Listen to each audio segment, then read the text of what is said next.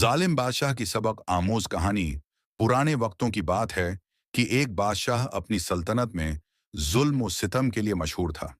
वो अपने अवाम पर भारी टैक्स आयद करता, गरीबों की जमीनें छीन लेता और मामूली गलतियों पर लोगों को सख्त सजाएं देता।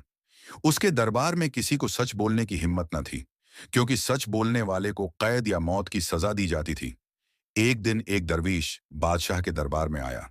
उसने बादशाह से कहा, बादशाह सलामत, मैं आपको एक तहफा देने आया हूं, लेकिन पहले आपको मेरे 3 सवालों का जवाब देना होगा।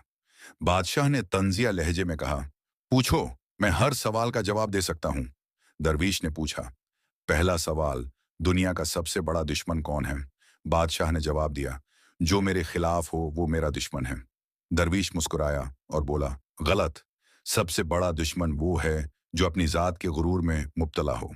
बादशाह के चेहरे पर नागवारी के आसार जाहिर हुए, लेकिन वो खामोश रहा। दरवीश ने दूसरा सवाल किया, दुनिया में सबसे बड़ी ताकत क्या है?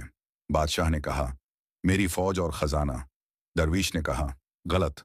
सबसे बड़ी ताकत इंसाफ है, जो दिलों को जीतता है और सल्तनत को मजबूत करता है।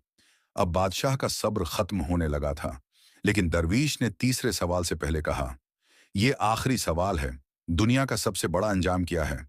बादशाह ने गुस्से से कहा, जीत और हार का सबसे बड़ा अंजाम क्या है? कामयाबी। दरवीश ने कहा, गलत।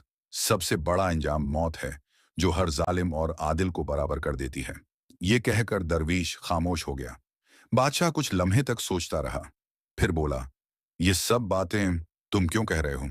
दरवीश ने जवाब दिया, क्योंकि तुम्हारा इंजाम करीब है अगर तुमने अपनी रोश न बदली। तारीख गवाह है कि हर जालिम का इंजाम बुरा होता है। ये सुनकर बादशाह खौफजदा हो गया।